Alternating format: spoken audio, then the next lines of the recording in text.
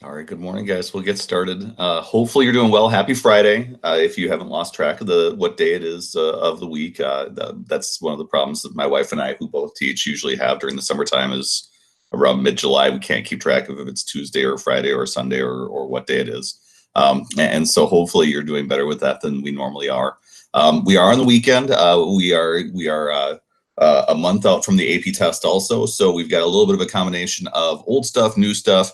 And what we'll be focusing on is, number one, your textbook. We do want to have that finished by the time that the AP test takes place. So remember this weekend that you've got a chapter of notes that I'll be collecting sometime on Monday. You'll be able to submit them like you did with the previous notes. I'm working my way through the grading of notes currently. I just worked my way through period 2 to go through all of late assignments that need to be added. Period 4 should get done sometime midday today. And then I'll start looking through your chapter 36, 37 and Vietnam War video worksheets as well, just to make sure that I'm able to get them all graded out and taken care of. So hopefully your grades will be up to date at that point. At the end of the weekend, if you find that there's still stuff that's not looking right with your grades, then we will definitely want to make sure to address that. And again, that's one of my least concerns right now, although I totally understand if that's something that worries you. But we are so far away from the grading period being done.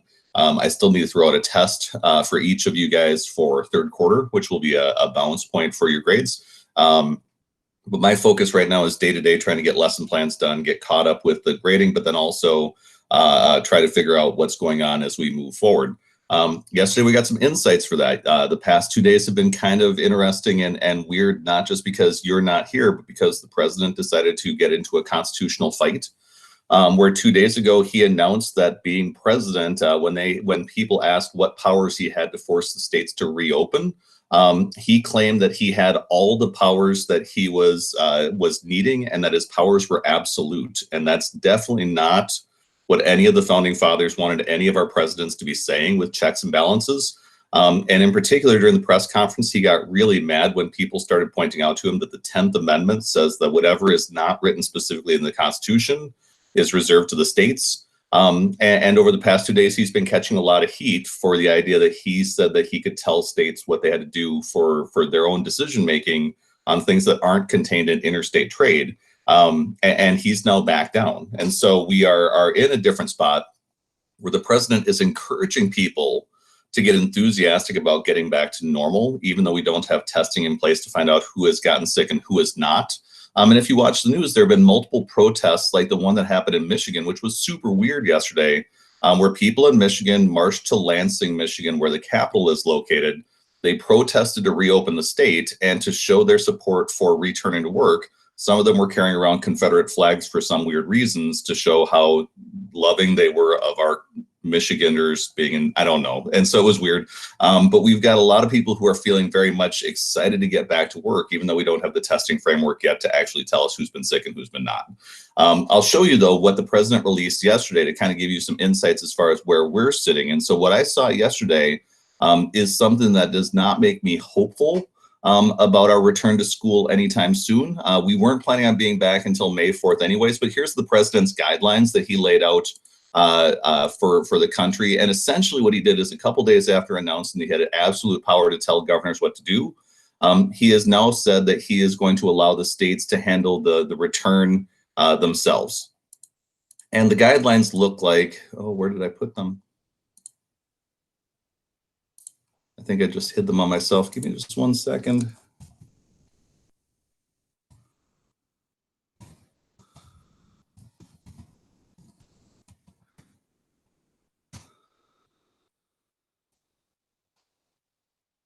Here we go.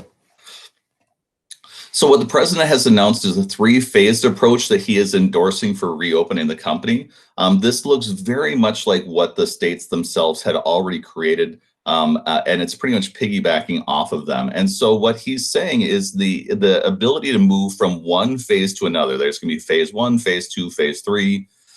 For phase 1, in order to enter that group, you need to have a state where the number of coronavirus diagnoses are declining consistently over a 14-day period. And so they're watching the number of reported cases go down. And then once you see that taking place, you're able to then move from phase 1 to phase 2, and then from phase 2 to phase 3. They lay out all of these good hygiene and staying home ideas, what businesses should be doing. But phase 1 is one where we're trying to get into at this point, and what that would end up doing is minimally opening up some spaces, and schools would not be reopened when we moved into phase 1. Phase 2 would then open more of the country, and they would encourage people to shelter in place who are vulnerable to catching a disease like this. Schools would then be able to reopen, but you're looking at like a 14 to a 28-day period of watching coronavirus diagnoses going down. And that's something where we're still watching in some places of the country where we're watching the number of cases plateau.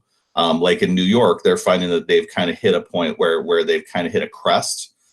In our state, we're hoping that our social distancing is going to be something that is going to be keeping us from seeing numbers spike. But the assumption is that this is kind of like water spreading on a table. By staying home, we're just not catching the virus right away. It's going to be something that still works its way through the country. It just takes some time for it to work to places where we're like social distancing. And so for us, I'm not certain what will be happening over the next few weeks. But for the president, he seems to be taking the guidance of doctors to take this seriously in one case with this plan. But on the other, he is really super excited about getting back to business and hoping that he can return the economy quickly. And in the background, he does have the concern that if the economy is tanking, he's really worried that he could become Herbert Hoover in the 1932 election with FDR, where if the election is tanked, it's really hard to win an election then. And so I'm curious to see what happens. I know that we'll be doing this for the next couple of weeks, though, and so we'll be making the best of it. Today, though, what we're going to be taking a look at is we're going to be taking a look at writing a DBQ. You had a chance to do one previously. We're going to be doing another one this weekend with a little bit more guidance. And so what you guys had the chance to try out is you had the chance to try out your writing process previously. I'm going to be giving you a DBQ today that then is built on the review that we did yesterday. So when we reviewed the Civil War Reconstruction, we're going to be building on that and also the civil rights video that you guys watched about a week ago. What I would like you to do then, please, is you're going to be using AP Classroom today. And so I realize that you're going to be doing two things at once. If you want to leave the audio on for the Google Meet, but then open up a separate window so you can have AP Classroom open, what you're going to be looking for, and I'll show you what this looks like so that you can look for it, and then I'll take a look at my chat to make sure that I'm helping you get to where you need to be. You'll find on my Google document that there is a link already there. I don't know how well it's going to work for you to be able to get in, since it's a link into AP Classroom. So I don't know if it'll be password protected. But what you'll find when you move into AP Classroom is they've got now set up for you in your question bank an area for you to do DBQ practice to get ready for the AP test that does not need to be opened up by me. If you go into your question bank, you should be able to find a section that says student practice. And so as you can see from my page, this is what my AP Classroom looks like. And there should be a section that says optional student practice. And we're going to be doing the Unit 5 DBQ for your section. And it looks like right now I've got somebody who has already been able to successfully open that up. Sophia's already there. So Sophia, congratulations for getting to a spot that I'm kind of flying blind with. So as usual, I'll be relying on you for insights that if you could pop into the chat and help out with anybody who's having problems. I'll be watching to see as you guys populate the space, but if you could please open up that DBQ, and that's what we'll be using to write the DBQ that I want you to have done by the time that the weekend is then over.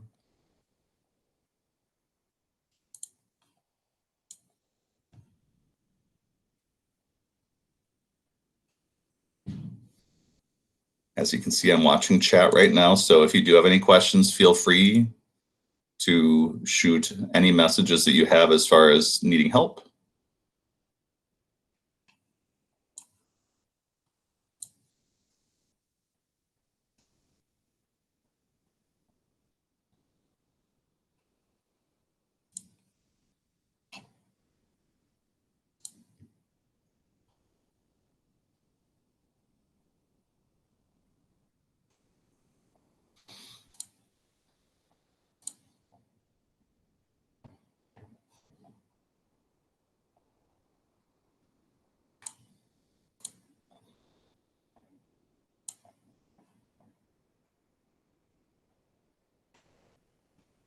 So I see 4 people in right now. We've got 28 people who are on the session. So if anybody is still trying to get in and having problems, please let me know. But we will get started with this in just a little bit.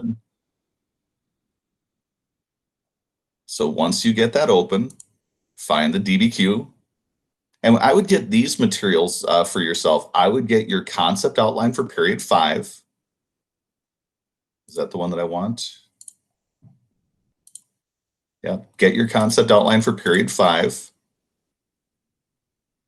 You may also want to have a link open for the John Irish Style Guide. And I've got that linked on your Google Drive page, Google document page. And then having this rubric handy would not be a bad idea either, so that you can use that over the weekend when you're trying to write.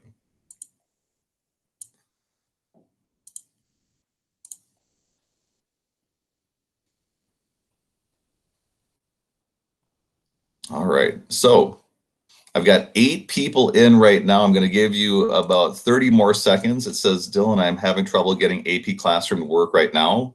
Mine isn't loading is one that I see here. Let me see what I can do about that.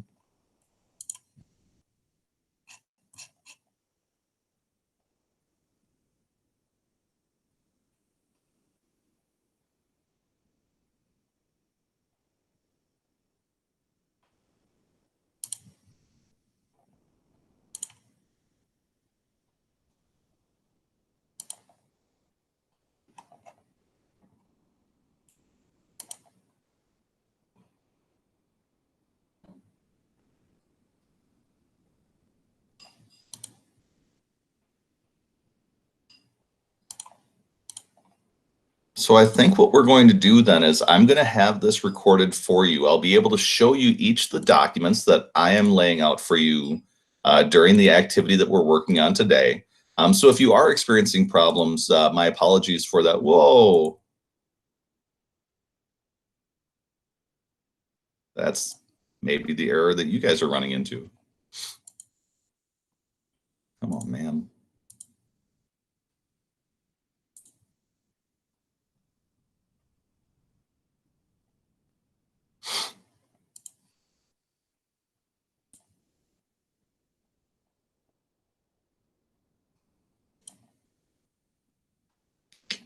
I don't like that at all.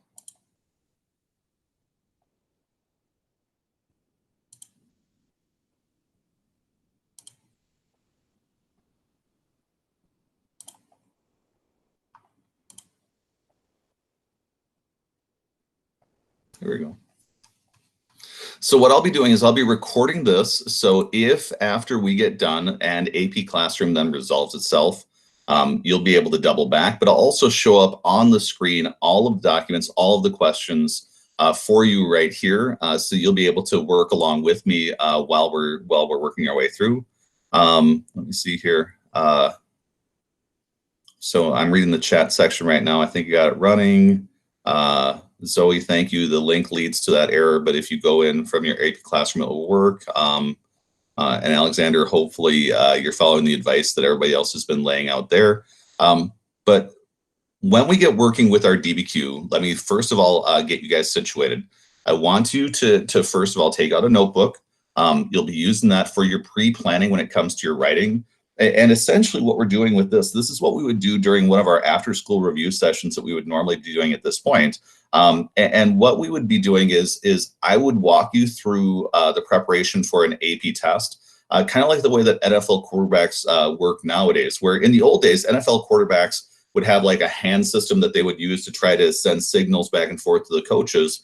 And then about a decade ago, they actually put a radio inside the quarterback's helmet so they can get messages directly from the coach when they're doing what they're supposed to be doing. For you guys, that'll be what I'm doing then is I'm going to talk you through step by step as far as what you should be doing with the preparation process, with the understanding that we're at that point right now where you guys, if you think that you're a bad writer, you're not a bad writer. You are phenomenal high school writers that are being taught a very formulaic way of writing an essay to try to impress a College Board person. And we're stuck. Like the old days when I first started grading AP tests, We didn't have an analytical rubric. We had a holistic rubric. And what it would do is we would be reading essays and it would be like, this essay feels like a 3 out of 9. And we didn't really have a way to explain to kids, how do you get a 4? How do you get a 5? They've now broken that down for you. They wanted to be able to say to a kid, thumbs up, thumbs down, this is the level you need to hit for thesis statement, for document usage, whatever. Because even though it makes your writing clunky, it's more fair to you. Because especially given my hardworking kids who've been working for months, what you don't want to do is risk doing it wrong because you don't have enough details to know how to impress somebody. And especially given the way that you guys work, many of you guys, all you want is to impress the person who is scoring out your stuff so you can get the credit that you require. So that's what we're going to be doing today, is if on your last essay you felt that stuff went in a clunky sort of fashion, that things weren't working out well, that's kind of the baby steps that we need to take. You will find that your style, if you keep practicing at this, will get better and better as you work on this skill, just like any other athletic activity that you participate in. So when you look at the essay question, I'm going to bring you back to the essay question right here. The question is this: in what ways and to what extent did constitutional and social developments between 1860 and 1877 amount to a revolution? And I am going to want you to focus on strictly what is going on with slavery and Reconstruction when you're dealing with that question. So when you take a look at a question like this one, we are trying to figure out then what type of question you're looking at. And in particular, that skill piece is key. There's always going to be a historical thinking skill that is the foundation that they want you to perform. So they're not just wanting you to rattle off facts. They're going to want you to show either your ability to do compare, contrast, cause and effect, or continuity and change over time. And my hope is that when you looked at this, you recognize this is a CCOT, a continuity and change over time. In what ways and to what extent did this amount to a revolution? And a revolution is a massive overturning of the old system and a creation of a brand new system that is taking us in a totally different direction. And remember, we're focusing on slavery, Reconstruction, civil rights, race relations. So the first thing that we want to think about is in the first few minutes of your essay, you're not going to get a high score in the first few minutes of your essay. You can totally torpedo your chances of passing the AP test, though, if your eye can't pick up on the skill. So if you can't figure out what skill they're asking you to perform, it's going to be very, very difficult for you to then write an essay that is consistently showing that skill over and over again. Let me bring you to your rubric then. Remember what you need to do. And a lot of times kids will get way too focused on certain aspects of their writing. Like there are many kids who on our last essays wrote what is called document-driven essays. Document A says this, document B says this, document C says this. And what they're doing is they're essentially pounding on this point where they're using the documents over and over again in summary. And what we really want to do is we want to maximize our points. So here's what I want to be thinking about when you're writing your essay today. These two should be gimmies by this point. You should be able to write a thesis statement, a claim at the beginning of your essay that takes a position on whether or not we should see this time period as a period of revolutionary change. Now, if you say that it either was or wasn't, that can earn you the claim point, but I want to remind my students who are hanging with me about your complexity point. And one of the ways that you can earn your complexity point is by showing a thorough understanding of the question. And a thorough understanding of this question would understand that in some ways this time period was revolutionary, and in other ways this was not revolutionary and the status quo carried on into the future. That is the thing that then you can deal with an X, A, B, Y statement. When we think about that then, for you guys, that's going to be what we want to be considering when we start our brainstorming. Let me double back here.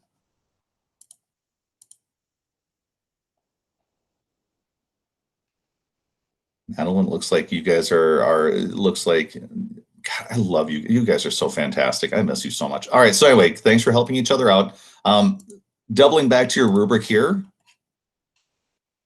you should then do a contextualization inside your essay, and I would encourage you to do two of them, one at the beginning of your essay, one at the ending. on the topic of the essay. So it's not about the Civil War in general or about the time period in general. Think about the question that you have when you're thinking about the idea of race relations and slavery and what the Civil War and Reconstruction does to transform or change or not necessarily do so.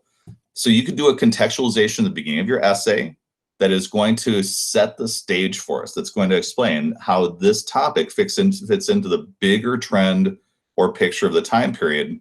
And then if we think about the ending of your essay, think about all the civil rights learning that we've done over the past few weeks. You, at the end of your essay, could carry the story further and talk about how it too fits into the question that you're wrestling with. But remember, the question is not just talk about slavery, it's asking about in what ways and to what extent did constitutional and social developments during this time period amount to a revolution in this period. You may want to talk about how the 14th Amendment created here maybe didn't have an impact at that time period, but maybe later on it did. Or you could talk about how maybe other groups that had been abolitionists to this time maybe didn't get results here, but the gains made here led to other groups gaining rights in the future. And you could conclude your essay in that sort of fashion. So when we think about your rubric, thesis and contextualization should be your automatics. And I especially want to highlight this idea. You should put your thesis in your first paragraph and your last paragraph. If your thesis statement gets better throughout your essay, make the second one at the end of your essay the better one. So write it out in a way that sounds even better if you realize that it's kind of come together throughout your essay. And because of the fact that you're going to be typing your essays coming up in a month, you'll be able to redo your first thesis statement without having to like worry about pen strokes and whatever. I would do 2 contextualizations minimum, but I wouldn't go crazy with this. So I wouldn't put in like 7 where you're in the essay and saying, you know, this event that happened here, like sharecropping, is similar to this. I would focus on answering the question fully, but I would do at least 2 contextualizations, because if the first one earns this point, I stop looking for this. But if you give me another contextualization that is good, it may earn you this outside evidence piece. Or it may then look like some sort of point that you are making that is relevant and insightful connections within and across time periods that might earn you the complexity point. And so that's the reason why we have you do it twice, is if you do it well the first time, it kind of becomes a wild card that I can use in all sorts of different places. When you're doing your document analysis, then there are some kids who on the last essay, when I told them that 4 out of the 5 were needed for this point right here, I would encourage you to use all 5 of the documents, and I would encourage you to use happy with all 5 of them. I would not trust that you're doing this well enough that you can throw out the margin of error, take 5 attempts at it. If you get one wrong, it doesn't hurt your grade. It's just something that we ignore. So as we look at this essay question, then I'm going to bring you to, first of all, your concept outline. And here's what I want to highlight for you. If you take a look inside your concept outline that we studied yesterday, 5.11 is going to highlight this question: explain how and why Reconstruction resulted in continuity and change in regional and national understandings of what it means to be an American. And if you take a look right here, it gives you the answer to the question. Not that I want you to type this out word for word, but it's my job at this point, a month out, to kind of pull back the curtain for you. The essay questions and their answers are inside your concept outline. So they lay out for you ways that we attempted to make change, ways that also resistance took place to hold back change. So if you find yourself confused, take a look at 5.11, take a look back at your notes. If you realize today at the start of your essay, you do not know Reconstruction well enough to write this essay, then review it before you write your essay. Use today as a study day, get that material taken care of, and let's fix that as a time period so that you are not bad at that after we get done with this essay. My goal is not to have you write a terrible essay that shows me that you're not ready to go. I would prefer that you use this as a signal to make yourself better to be ready to go. So let's get started then with the writing process. Let me see here. Stella, should our second contextualization be before or after our final thesis, or should it be in the same paragraph? Great question. I would put Make sure your thesis statement is always in the first paragraph and the last paragraph, because of the fact that there are some graders who don't listen to instructions as well as they should, or else they'll determine that putting it any place other than that is not introduction or conclusion. Stylistically, it would be great if you could put your second contextualization after your thesis statement as almost like the epilogue. And it would be great if you put the first contextualization before your thesis statement as your introduction. What you should be checking though, and this is something that I want you to see for your writing style, and I mean this for all of you guys when you're watching this, you should check afterwards, does your thesis statement and contextualization blend together? Does it feel like they're starting to kind of smear into each other? I've got a family member who can't stand to have his food touch.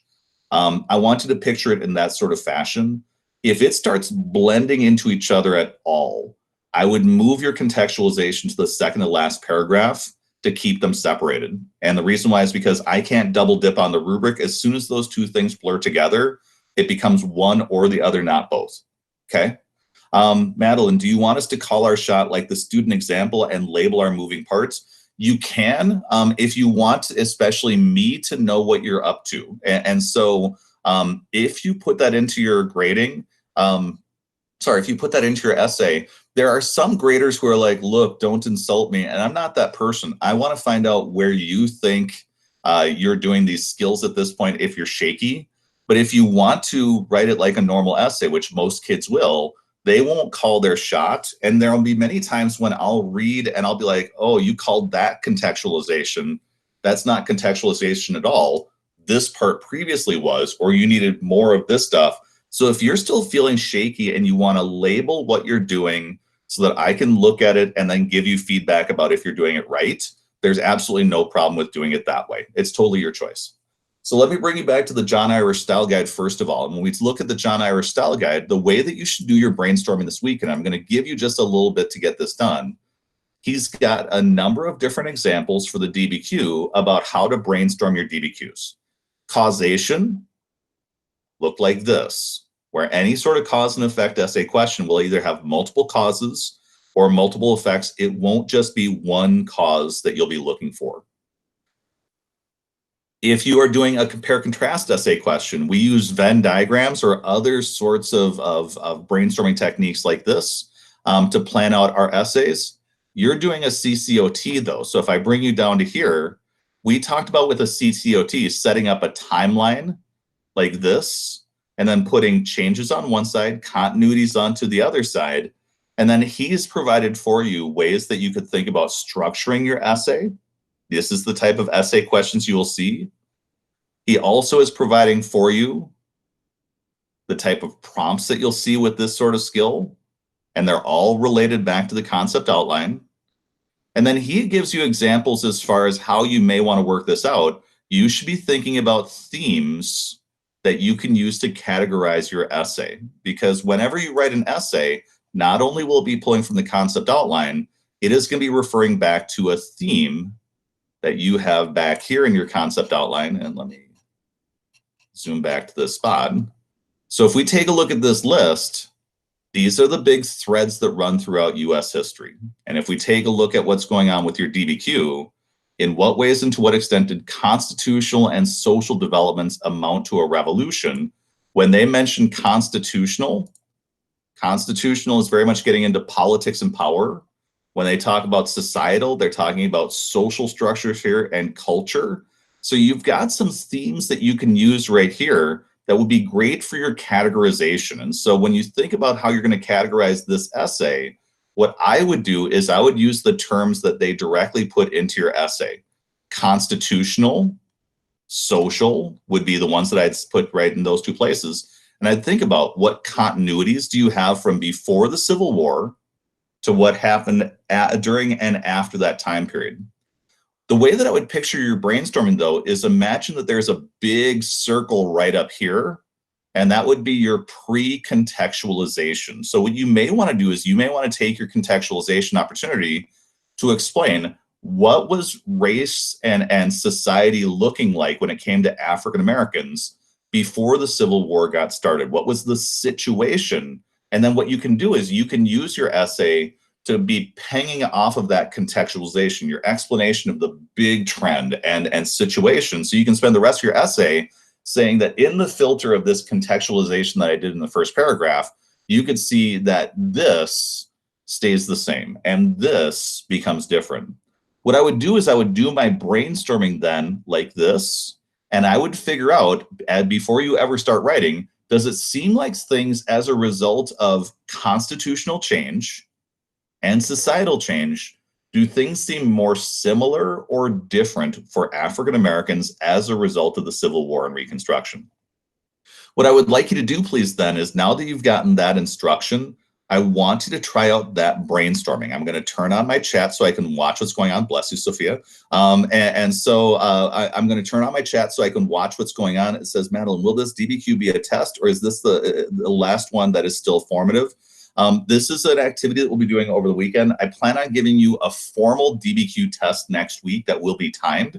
But this is me cleaning up some stuff that I saw going on with my grading, where I saw, as a result of the time that we've missed, there are some gaps that I want to fix first before I get to formal assessment, because of the fact that we are lagging a little bit when it comes to that skill. Calvin, can we still submit late notes? I would love to get late notes from you. So if you could, please, I want you to take just a couple of minutes, and I don't want you to look at any of the documents yet. Do this all from memory, from notes, whatever.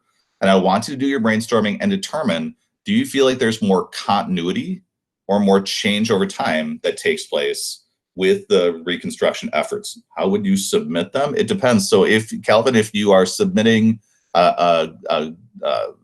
electronic notes, there's a submission folder that's on Schoology. If they're paper notes, photograph them and send them to me. So I'm going to give you a few minutes to go ahead and do your brainstorming. Feel free to post any questions you have. Let me see. That won't work. Would you elaborate, Calvin? For the rest of you guys, go ahead and do your brainstorming right now, and then we'll take a look at how you construct the rest of your essay. It has a due date, I think. Ty, you're moving too fast for me. So I'm going to show you which documents you're going to be using. For right now, just do your brainstorming on your sheet of paper, and then I'll show you how to do document analysis. Calvin, you're still going to need to be more specific. I don't know what chapters you're referring to, because once you let me know about that, I think I can fix the problem you're having.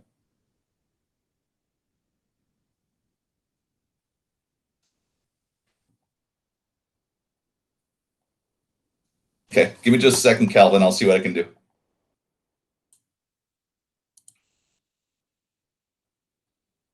Now, this brainstorming should be really quick for you guys. Not that this should be really easy, but you have to slap this out in like a couple minutes on the test day. So you're not going to have hours and hours to work with. So right now, your pencil should be flying, and you should be wrapping your head around what you think your answer to the question is going to be. Is there more continuity? Is there more change over time that you see taking place?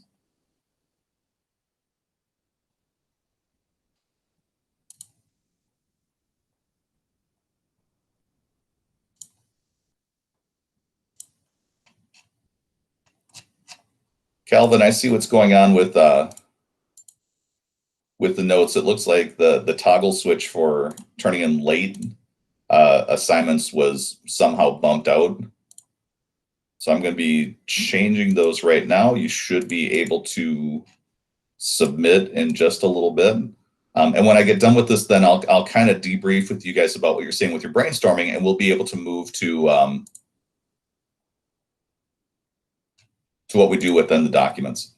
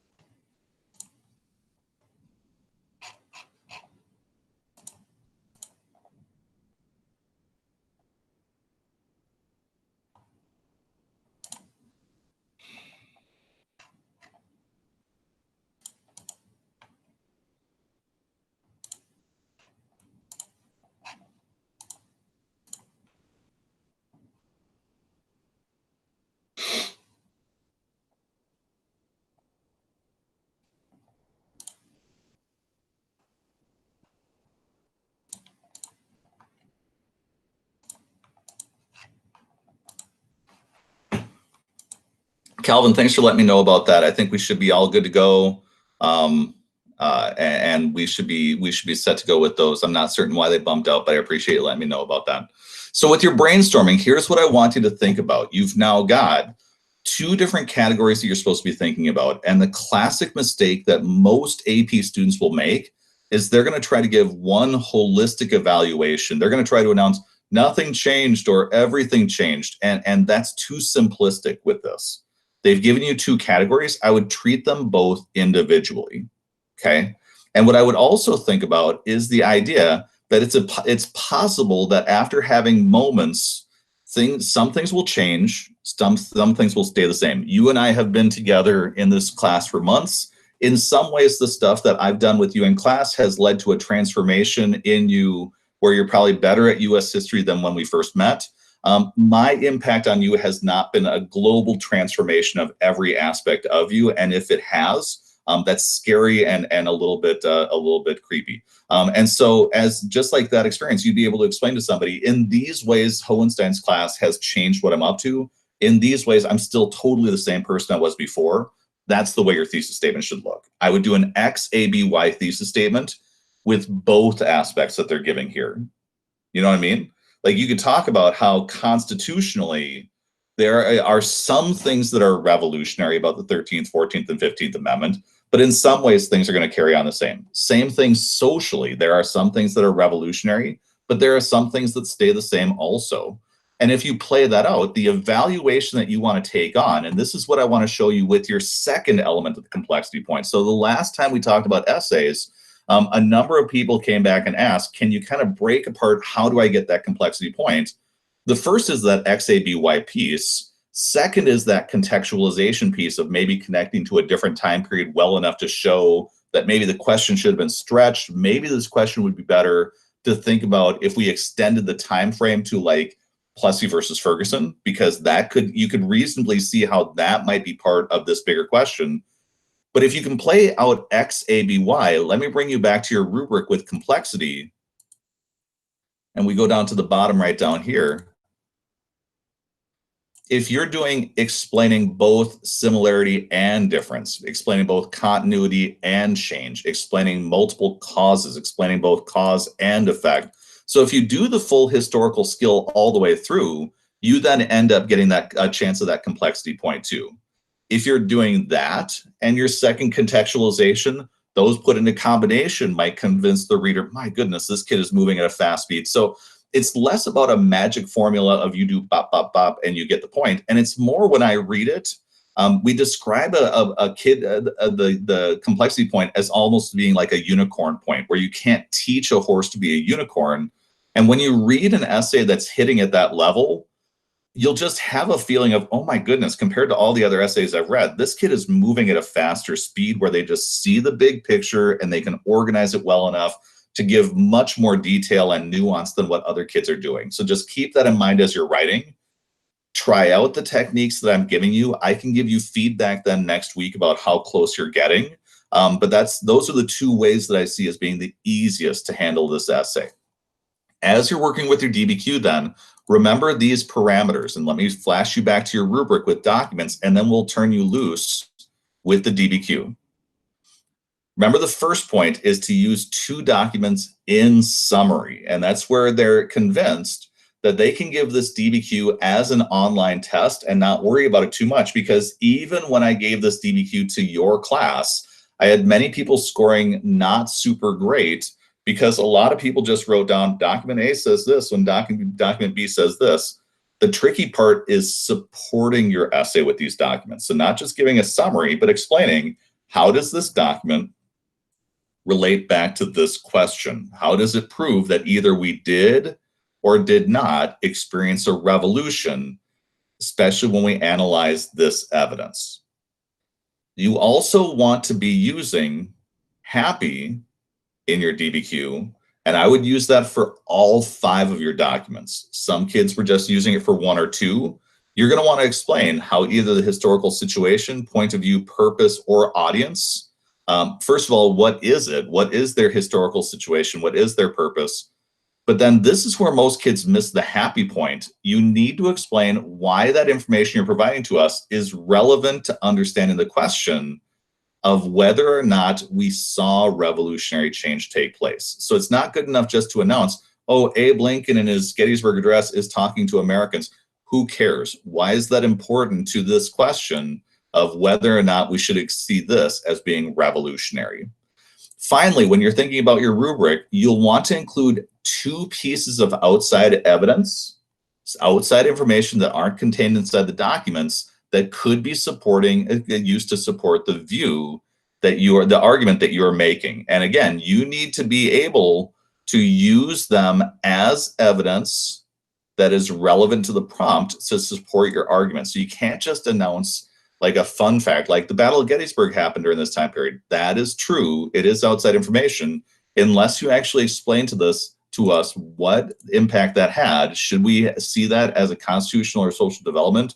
Does it actually prove or not prove that a revolution took place? That's where your key is coming in. So as I double back to your Google document that you have right here, and let me take a look back at my chat to see if I've got any things that have been posted. I see nothing yet. Here are the documents that you're going to be using. And again, this is on your ongoing Google document. You're going to be using documents C, E, G, H, I. So please write that down on your brainstorming sheet. You will only be using 5 documents to mimic what is going to be going on with the AP test. So again, C, E, G, H, I.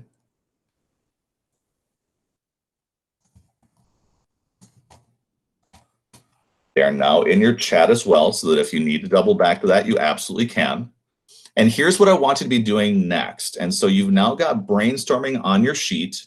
The way that you do the rest of your brainstorming is you quickly read each of the documents. So if you could take a look at the DBQ, I'm going to do the first with document C, and I'll show you what I would be doing when I read document C. When I look at document C, first of all, what I would be doing is I would take a look at the sourcing information.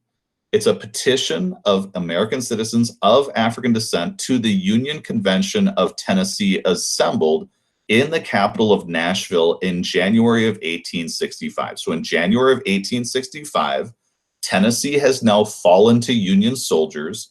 Robert E. Lee is being chased by Ulysses S. Grant on the east coast of the United States. Sherman has already marched to the sea. Abe Lincoln has been reelected in November. He's going to be inaugurated for a second time in March, at which time he will deliver his second inaugural address that you and I read inside of class. What I would do then is I would think to myself, number one, what is the historical context of this? And you already heard me laying stuff out like that already. The Union is about to win the war. The last hope the South had was that Lincoln was going to be defeated by McClellan in the election in November. These African Americans now realize that they have been freed by the Emancipation Proclamation. They are also very much paying attention to what was going on with the 13th Amendment to make slavery illegal in the United States. And you'll notice that what they're doing then is they're petitioning the government, which is one of our First Amendment rights that we have inside the Constitution. So you can see immediately African Americans are aware of their constitutional rights and they're engaging in them. They are using a petition, and it says, if we are called on to do military duty against the rebel armies in the field, why should we be denied the privilege of voting against rebel citizens at the ballot box? If African Americans can serve in the military, why is it okay to deny citizens at the ballot box? And I want you to think back to what you guys just got finished up with learning about during the Vietnam War. We actually amended the Constitution. The 26th Amendment was created during the Vietnam War, where you had kids during Vietnam who were serving in the military at the age of 18, but the law said that you could not vote until you're 21. And we did a realignment during the Vietnam War that said, if you are fighting in a military, you should be able to vote for either Johnson or Nixon or whoever else who is now sending you off to potentially die in a draft. It says for the rest of this document, other details that they're going to be using to explain their views as far as voting. I'm going to want you to read through that, and I'm going to want you to do these steps. Going back to your rubric, number one, you should be able to summarize in your DBQ what is the main point of the document. But then what I also want you to think about next step, I want you to think about how that document could be used to either prove that we experienced a revolution or to highlight the point that perhaps what we experienced was not so revolutionary. I also want you to think about happy when you are writing each of these documents. I want you to think about what would you use to contextualize the document. Would it be best to highlight the historical situation or perhaps the audience that they're speaking to, the point of view of the authors, or the purpose of their writing? Choose one of these. You don't need to use all of these with all of the documents. But what I oftentimes find is I'll be able to weave elements of each of these things into my document analysis. So let me show you what that looks like. In document C, it points out that if African Americans are fighting for the preservation, it should be able to then trust African Americans to vote as much as they trusted them to hold a gun. They aren't protected by the courts, and they feel like they're being persecuted by people who want to bring us back to slavery. And what we'll find is that inside the courts, African Americans cannot even testify inside the courts themselves. And they're asking, what the heck are we actually getting for having served in the military? It says also that after the war is done in 1865, you have a bunch of people in Tennessee who were traitors to the United States because they rebelled. They now have their rights back.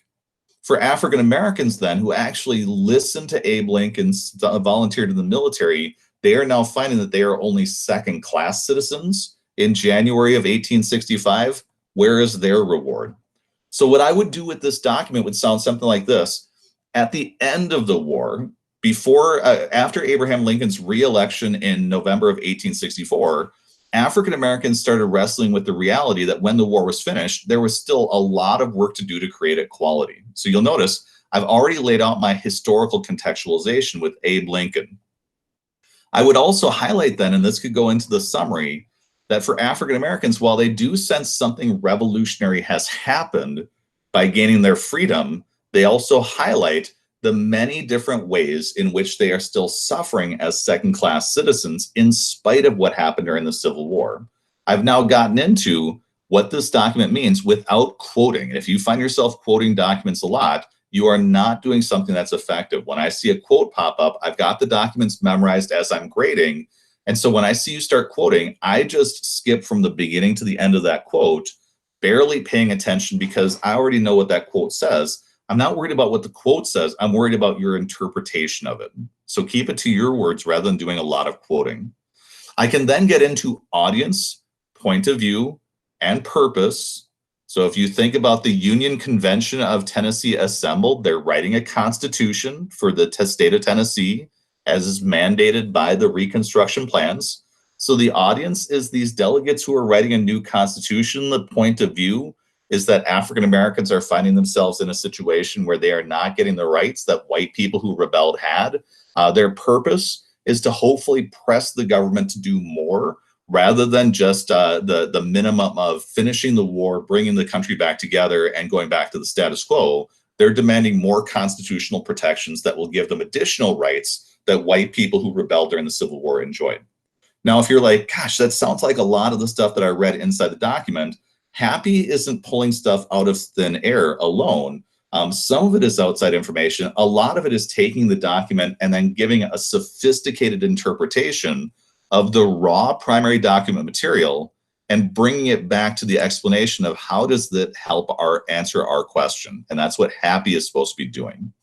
So what I would encourage you to do when you're doing your essay writing today, now that I've modeled for you what the document analysis should be looking like, if you find that while you're writing, you're not certain what you're up to, this is, again, my chance to help you out. So what you can also throw me in your writing is if you come across a spot and there's a question that you have in the heat of the moment where it's like, I didn't ask about this before, I'm a little nervous to ask, type it into your essay.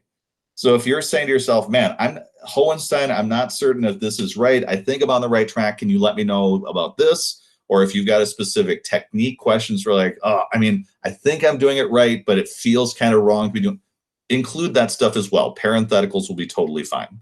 Try this out in a 45-minute window, though, to find out with timing, are you on a good pace to be able to knock this out?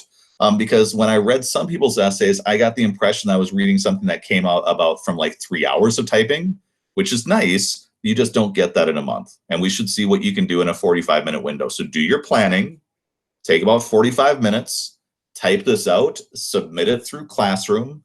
And then I'm going to spend the first couple days next week. This will be due Monday. I'll spend the first couple days of the week to look these over, and then at the end of next week, we'll be actually doing one of these for a formative, for a summative assessment to see if you can actually do this stuff for realsies. Are you guys good? Do you have any questions that I can help out with before I turn you guys loose? My email will be open all day long, and I'll be hitting refresh all day because I'm so sad about not being able to see you in person. So I'll just constantly be hitting the refresh button and hoping that I'll be getting some sort of cheery message from you. Enjoy the weather. It's supposed to be getting nicer outside over the weekend. And again, this is the phase where stress sometimes starts increasing. In your case, even more so with cabin fever and a one essay test and whatever. You guys have time to be able to make sense out of stuff, and it's my job to be there to help you through. So don't get the idea that you're supposed to be suffering in silence, or don't assume that you're supposed to know things that you're not. Just let me in if you're having problems, and I wish you the best of luck this weekend. So to remind you, over this weekend, you've got chapter 38 notes that I'll be collecting from you on Monday. I also want you to have this DBQ done by that time. But then also, and this is getting back to a question that Sophia, you asked about a week ago, when it comes to old essays, on my Google document, I want you to try opening underneath Friday, April 17th at the very bottom. I'm opening this document-based question up right now, and I'm curious to see if you guys can do the same. This is a packet of DBQs that were created from 1973 until 1999. They're the old questioning techniques. So it's not like this is the way that the modern essays will work. You'll find tons of documents inside this folder. But if you're looking for practice stuff of practice questions, practice topics, practice documents, these are definitely good places to be looking, especially as we start doing our reviews. So if somebody could just give me a heads up, when you're trying to open up that document, has anybody run into any problems, or is it okay?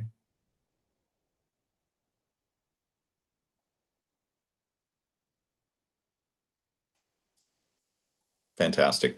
I was worried because it said secured, but I know they've been opening up a lot of resources. So when you look at these DBQs, you'll find they have like 7, some of the old ones have like 9 to 10 documents. I would treat them instead as just raw materials as a sandbox, where if you want to like look through them, these are great reviews to do, and do them with your friends. And this is the thing that is really missing from what we're doing in this environment. I love watching what's happening in the chat area. You guys should really be talking to one another personally and easily. You could say to one another, we're going to look at this essay at this time. You could even discuss, my thesis would sound like this. And you don't need to write the full-blown essays, but what I need to tell you is, for my students, when we did reviews, when we would be in person, we'd be doing this sort of stuff on a daily basis. And I'd be doing a lot of turn and shares, where instead of having you write a full-blown essay that takes a bunch of time to turn around and grade, I'd instead throw an essay question or a document at my class. I'd tell my kids, take a few minutes, like we've done in class previously. What are you saying? What would your answer be? And just hearing other kids say, well, what I see is this, oftentimes improved writing much more than writing full-blown essays. And in particular, what you'll get is you'll have kids who are moving fast who will say, I'm seeing this thing. Kids who aren't moving that fast will go, oh, now I see it that way. And it helped people to be able to shepherd through. The other thing to think about is I would oftentimes have kids come back and tell me that I was able to predict what was going to come up on the AP test. Instead, what it was is we would just do these really quick practices that you now have the possibility of doing with the document that I've shared with you. Because when you take a look at the DBQ document that you have, if you practice this essay question like the one that you see right here, analyze what caused the Immigration Act of 1924. If on the AP test day, that's not the first day that you've thought about that topic, instead you've thought about it with friends, you've discussed it and made some sense out of stuff, essay writing becomes a whole lot easier, because the worst thing on AP test day is to get a question where you panic because you're like, I've never even thought about that before. That's kind of stressful. Nora, can the essay focus on evidence outside of the time period in order to argue that complete changes didn't necessarily occur, like going into poll taxes and other limits that occurred after Reconstruction ended? Great question. So here's what I would do with your essay question, I would spend the vast majority of the time on your essay on the time period. And the phrase that I would refer to is ATFQ. They're using the rubric to check, can you answer the full question that you've been given? So if you spend a lot of time deviating into what Lyndon Johnson did with like the Voting Rights Act and the Civil Rights Act, that will be all really good information, but it's not answering the question. So specifically, they want you to answer the question from 1860 to 1877, how revolutionary should we view that stuff? Now, if you think about it though, as an aside, if you get done with like the 14th Amendment and you're able to highlight that in the time period, here's the way the 14th Amendment worked for a while during military Reconstruction. Here's the way that white Southerners were able to take that away at the end of Reconstruction. And then if you finished up that paragraph by pointing out, while that didn't achieve results then, this later on during the Civil Rights Movement was able to pull that off, you are demonstrating complexity. You're showing that you can extend the time period to show that there's relevant and meaningful connections between what you're studying here and a different time period that's not included in your essay. I would just make that more of an addition after you've fully done the work of analyzing, should we see the 14th Amendment as being revolutionary or not? And I'm hoping that that helps out. But the direction that you're going has me excited because that is where the majority of the 5s that I get in my class, we have a lot of kids at our school who get 5s on the AP test. Because once their brains start working like the way that you saw Nora's do with the chat, a lot of you guys are going to start realizing, oh, all I have to do is this. And it's going to look complex to a reader. But to you guys, it'll just seem like the next step analytically. And we just need to practice that. Any other questions before I turn you guys loose? Otherwise, I'll let you guys go for the weekend. Okay. You guys have a great weekend. I look forward to seeing you on Monday at 8 a.m. Have your essay done by then, so I can spend some time to talk with you about certain questions that may be confusing. And then we will do a review of civil rights, the civil rights video and the Vietnam War video to make connections about how that can link together to the topic that you're writing about. Enjoy your weekend.